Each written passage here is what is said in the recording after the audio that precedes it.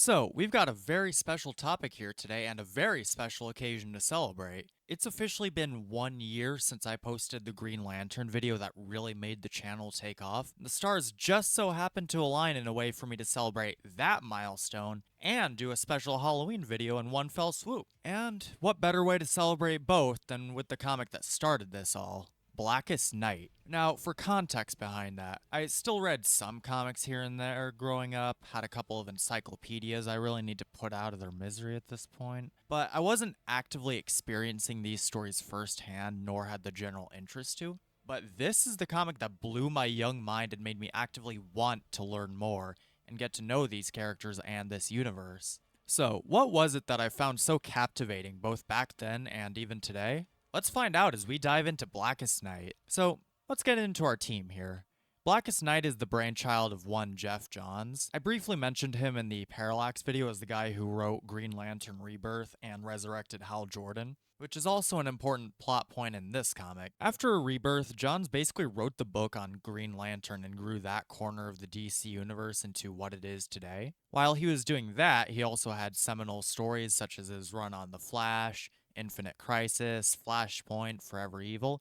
He was a pretty busy dude this decade. And writing this epic needs equally epic artwork to share the weight, and oh my god did they deliver. The art's done by Ivan Reyes, who I firmly believe is one of the best artists in the industry and doesn't get nearly enough praise for his work. He's been exclusively with DC since 2004 and has more or less been Jeff's partner in crime, doing the art for parts of his runs on Green Lantern, Aquaman, Justice League, and Brightest Day, the sequel to this very comic. Now, I normally don't mention inkers and colorists, but as you'll soon see, the comic really wouldn't be the same without the contributions of Auclair Albert and Alex Sinclair, respectively. So, what exactly is the plot of Blackest Night? Well, it's basically the coolest zombie action movie ever.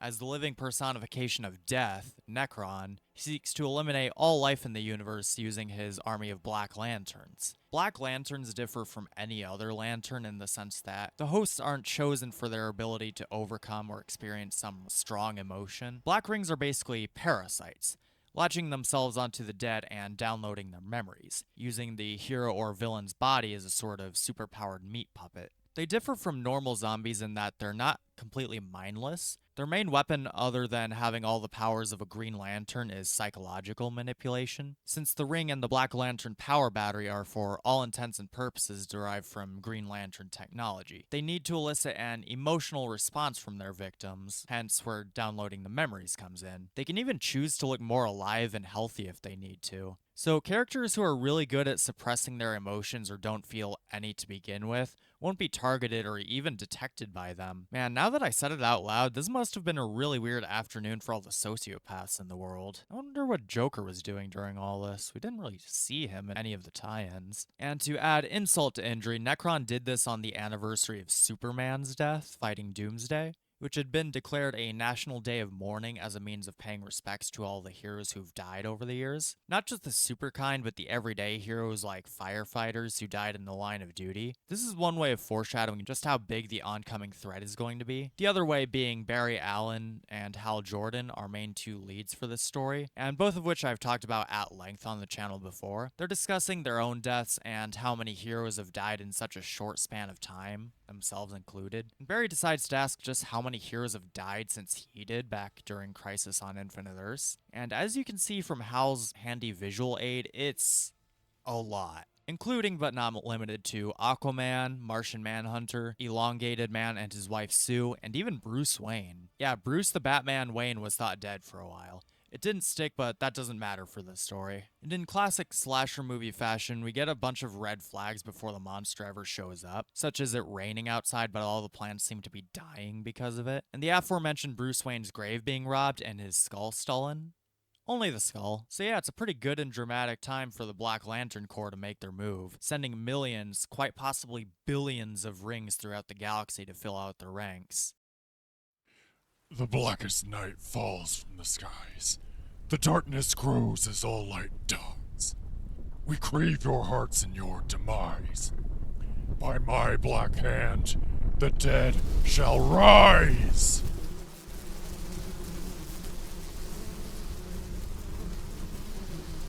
Jean Jones of Mars.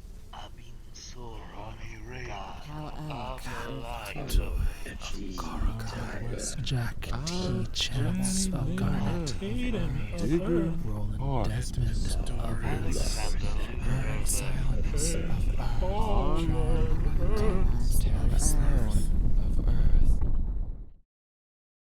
Rise! The Black Lanterns are overseen by a very charming lad by the name of Black Hand, a pretty forgettable Silver Age villain who back in the day was obsessed with stealing Hal's ring to power his cosmic divining rod and do crimes. But once Johns took over, he was dramatically revamped. Now he's obsessed with death, to the point of having implied necrophiliac tendencies, and even made his supervillain costume out of body bags. Needless to say, when he received a calling from a higher power to kill himself and become the first Black Lantern, he did it with zero hesitation, and this comic is just him living his best life. Unlife, I guess. He's also the one who stole Bruce's skull, by the way. He's a very gross little man. And who was the higher power who made him do all this? Well, I'm glad you asked. Our overarching big bad of this story is Necron, the embodiment of death itself in the DC universe. He was another relatively obscure villain given a major upgrade. Look at this. He went from a bag of bones to this. Death got sick of all these characters constantly dying and coming back every 5 minutes, so Death went to the gym and got jacked. He's got a cool robe and a massive scythe with a power battery built in. I want this dude on my shelf ASAP. So, naturally, to fight back against the Black Lanterns of Death, the best weapon against them is the combined forces of the other color-coded core, as combining their different energies can create the white light of life, the only surefire way to completely destroy a Black Lantern and its ring. But who's our color-coded cavalry? Well, I'd be glad to teach you because these guys are cool. So, in order of Roy G. Biv, we'll start with Atrocitus, leader of the Red Lanterns of Rage and last survivor of Space Sector 666. Yes, seriously. Next is Larfleeze, sole owner of the Orange Light of Greed, who's constantly starving due to the effect his battery has on him. Next is the legendary Sinestro, wielder of the Yellow Light of Fear and leader of his own self-titled corps. Then we got Hal and the Green Light of Willpower. Everyone watching this channel knows Hal already. Next is Saint Walker, pacifist defender of the Blue Light of Hope, followed by Indigo 1 and her incredibly contradictory Indigo Tribe driven by compassion. But more on them later. Last but not least, we have Carol Ferris, longtime on-again, off-again love interest of Hal, leader of the Star Sapphires and the Violet Light of Love. These 7, led by the Guardians of the Universe, Ganthet and Sade, really are the best defense they have against these invaders. Though that's not to put down the efforts of everyone, hero and villain alike, fighting for their lives out there. Meanwhile, as Hal is rallying the Highlighter Hoedown, Barry is passing the message along and keeping all the other hero groups up to date, meeting up with Ray Palmer, the Atom, and Mara, Queen of Atlantis, who are both just having the worst day after escaping from some lanterns. Mara was nearly killed by her deceased husband Aquaman, and watched her student Garth, former Aqua Lad, get killed in the process. And Ray here was gaslit by the Black Lantern Hawkman and Hawkgirl into having a heart-to-heart gone horribly wrong. Needless to say, all 3 are having a really bad time. But Barry does what Barry does best, and inspires hope in everyone.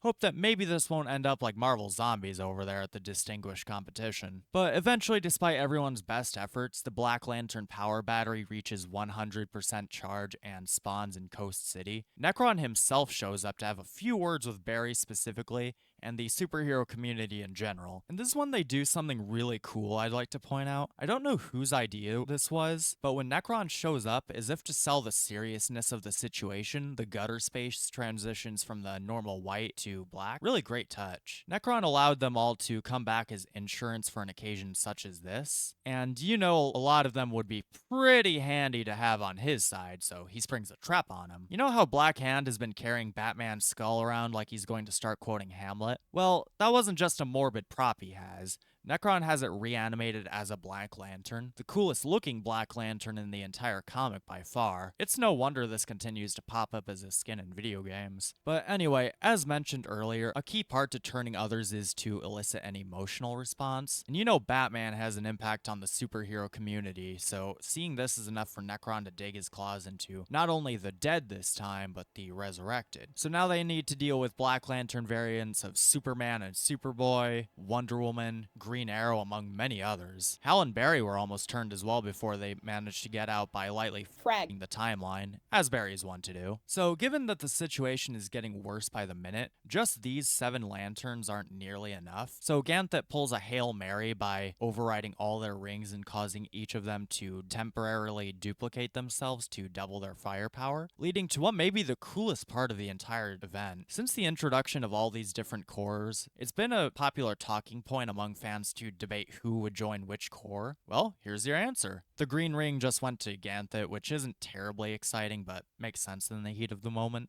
Barry is defined by his ability to inspire hope in everyone around him, so him getting a blue ring fits perfectly. But what about the others? Who got the other rings? Well, for the yellow ring, who, aside from Batman, because he's dead, excels at inspiring fear in others? Well, if you didn't just say Scarecrow, then you're a liar. The Star Sapphire ring went to the one woman who loves life itself, even loves her enemies.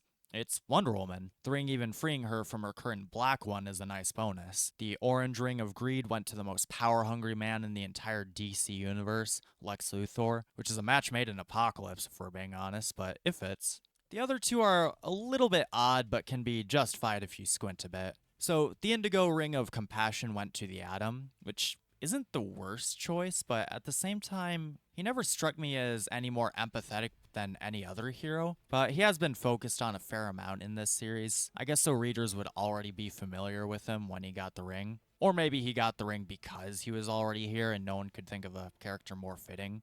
Either or, both seem pretty possible. The other one is a lot more divisive when I see discussion about this story. The Red Ring of Rage went to Queen Mara. This one can seem odd since she's normally not portrayed as a particularly angry character outside of this comic, but in the context of Blackest Night itself, I can understand it. She's had what may very well be the worst day of her life. Her husband resurrected as a monster and hunting her and her people for sport. What may as well be her surrogate son being killed and turned into one of them, as well as it being implied that her dead baby is also flying around somewhere. I don't want to think about the implications of Black Lantern babies. Top that off with the Wonder Woman tie-in issues with a longtime friend being turned and tipping her over the edge. Yeah, I can see how she'd have a red ring-induced meltdown, so that one I am okay with in context. But yeah, Necron's making his final push and summoning every Black Lantern in the universe. The good guys countering with every other corps forming a temporary alliance to end the threat. And we finally see what this is all really about. Black Hand performed a really gross ritual involving sacrificing one of the Guardians of the Universe, summoning the entity. Like how Parallax is the entity of fear itself, this entity, which doesn't have a name, it's just the entity, not to be confused with the Dead by Daylight entity, this one is life itself, also revealing that life began on Earth when this creature was born. And that's why so many alien races and warlords choose to come to Earth specifically, because they're subconsciously drawn to the place where life itself originated. Despite the entity having godlike power, it can't fight back by itself and needs a host. So naturally Sinestro flies in since his ego dictates he's the only one for the job. To his credit, he does a solid job for a while, even killing Necron. For all of a few seconds. Yeah, you can't kill death itself. Good try, though. While you can't kill him permanently, it turns out he's working on Voldemort rules, with Black Hand acting as a Horcrux, a tether to the living world. So clearly to get rid of Necron, they gotta revive Black Hand, which you'd think would be a tricky task, but with the life entity right there, it's super easy, barely an inconvenience. Sinestro got smacked out of his godlike power, so Hal takes over and converts all the resurrected heroes into White Lanterns, everyone channeling their power into Black Hand to resurrect him as well. So Mr. Hand spits up about a dozen white rings, all of which fly straight through Necron and cause him to explode before finding new bearers. These new bearers include, but are not limited to, Aquaman, Hawkman and Girl, the one true love of my life, Eobard Thawne, and most surprisingly, Deadman. Even for someone who wasn't super well versed in comic lore at the time, I still knew Deadman from shows like Justice League Unlimited and Batman the Brave and the Bold. His entire gimmick revolves around being a ghost who can't directly affect the living world without possessing someone. So 10-year-old me was like, Jeff Johns, what are you doing? All in all, we've got a mostly happy ending. You can even tell it's all over because the gutter space is back to being the usual white. Seeing her husband alive frees Mara from the red ring, and she's cured of its heart-stopping effects by Saint Walker. Hawkgirl now remembers all of her past lives with Hawkman. Thawne leaves to go torment Barry in the past, as he is one to do, and Captain Boomerang gets knocked out immediately. But unfortunately, not everyone who died or became a Black Lantern came back, so there's a feeling of unfairness since you have pretty awful people like the aforementioned Reverse Flash and Boomerang, while characters like Ralph and Sue Dibney, who were universally beloved by their community, stayed dead. And you may be wondering what became of Black Hand. Well, I'm glad you asked. He was whisked off to become a member of the Indigo Tribe, which may seem jarring considering his actions up to this point. Well, expanding on what I said earlier, the Indigo Tribe works differently from any other corps in this regard. Instead of seeking out those who inspire great compassion in others, or feel extraordinary amounts of compassion themselves, the Indigo Tribe seeks out those with no compassion, specifically murderers and criminals who've committed horrific acts against others. So they're essentially brainwashed into feeling nothing but compassion, which is what we see with Mr. Darkfoot here. I'd say that feels harsh, but he did just try to help the embodiment of death commit omnicide, so The comic officially ends with Barry and Hal philosophizing over what just happened, with Hal saying he's sure all the resurrections are over and that dead is dead from here on out. Dead is not dead from here on out, by the way. As we cut away to a crater in parts unknown, with onlookers spotting a white lantern power battery at the center, setting up the sequel, Brightest Day, which I haven't personally read, but I heard is still pretty good, but not as good as this. Now, what makes this comic special in my eyes is two things. One, while this can be enjoyed by itself, I know I did, it's the culmination of Jeff Johns' entire Green Lantern run up to that point. It acts as a sort of trilogy, starting with Green Lantern Rebirth, building on that foundation and setting up the future in Sinestro Corps War, where he established the titular Sinestro Corps of Fear, the prophecy of the Blackest Night, and an impending war of light between all the Corps, which were also introduced over the next year or so. We even got some foreshadowing in Flash Rebirth, with Eobard Thawne showing up alive and well, since he would have been resurrected in this event to travel back in time to that event. Time travel, gotta love it. And we even get a sneak preview at his Black Lantern form in it, albeit with a different design. My second reason, I'll gladly admit, is mainly due to nostalgia, but this blew my young mind and made me actively want to get into the comic lore. Sure, I had encyclopedias, I watched shows growing up like The Batman and Justice League Unlimited, even read a couple scattered comic issues on occasion, but seeing how vast it all is, how deep everyone's history really is, made me want to actively know more, mainly the Green Lantern side. Young me was like, Whoa, whoa, whoa, whoa, whoa. You're telling me they come in more colors? And they're all linked to different emotions? That's awesome. So needless to say, Jeff Johns became a fast favorite writer. It helps he was also the first comic writer whose name I actually bothered to learn. And I wasn't content just reading the main event. I learned what tie-in issues were, and I had to read all of them. All of them? Are you sure? All of them! Oh, okay.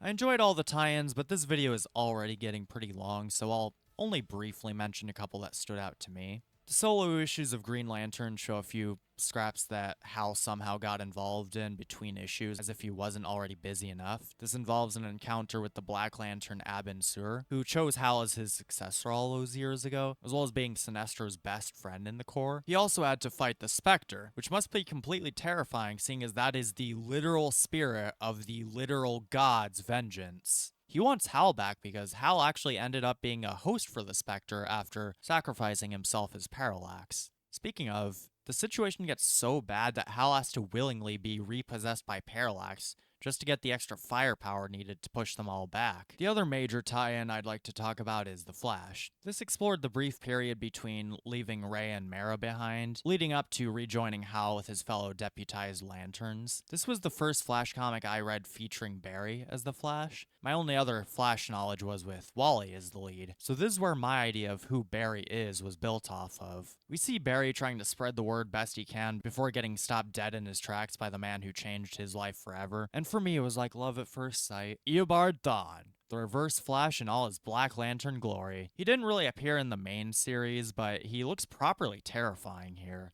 Barry also has to contend with Black Lanterns of old friends, such as Solivar, former ruler of Gorilla City who died some time ago. Barry only just now finding out about it. Yet there's a city entirely populated by intelligent gorillas. Don't ask. That's a topic for another video. We also see him become a Blue Lantern and guided through its uses by Saint Walker, just in time because he also needs to free his grandson Bart from Black Lantern influence. For those of you who've been here since my Flash Legacy video, we've gone over the details of his death before. Bart's pretty much ready to die again until Barry does what he does best and gives Bart the pep talk he needs to expel the Black Ring, freeing him from its influence. Meanwhile, we've got a subplot with the Rogues dealing with their own dead problem, breaking into the Iron Heights prison to deal with all the various dead rogues that would have been coming for them otherwise. This also works as a surprisingly good introduction to these characters. We get insight to their personalities and histories, like Captain Cold's difficult relationship with his now dead sister Golden Glider, as well as characters like the second Mirror Master and second Trickster being hunted by the originals whose gear they stole. And most surprisingly, a subplot with the second Captain Boomerang, Owen Mercer, trying to resurrect his Black Lantern father, sacrificing innocent men, women, and children to do so. But this is just giving the zombie Boomerang what he wants. So the Rogues are clearly appalled by this and just push him in to get killed himself.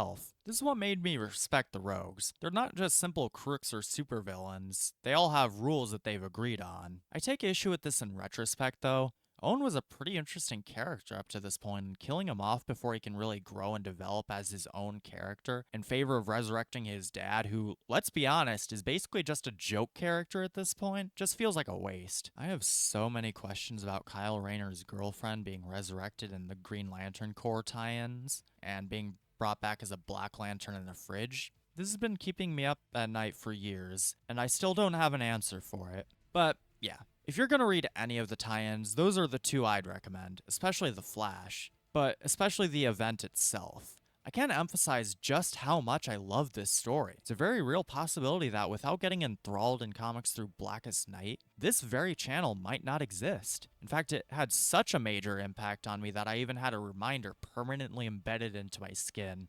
I love it that much. And there's even more great moments and subplots interwoven throughout the entire event that I had to leave out. But hey, that's okay. If there's one thing I want to emphasize here, it's that I want you guys to go out and read this for yourselves. Don't just take my word for it. The main series and all the tie-ins are available on DC Universe, and they even released a 10-year anniversary omnibus collecting it all in one massive tome, which I'll link in the description for those interested. Unfortunately, I doubt we'll ever get an adaptation like a movie or video game since it's so reliant on pre-established continuity. Necron appeared as the main villain in the DC Legends mobile game, but let's be real, that's not remotely the same. We almost got it in the Arrowverse, with Blackest Night being the big crossover in the Flash's 10th season, before they decided to end that show with season 9 because I can't have scrap in this house. But hey, we at least get plenty of Black Lantern skins and plenty of video games, so that's something at least. But that's all for now. This is Major Disaster signing off. Happy Halloween, and thank you all for an awesome first year on the channel. Hope you all enjoyed, and make sure to look away from your screen for at least 20 seconds to prevent Black Hand from licking your dead best friend's skull.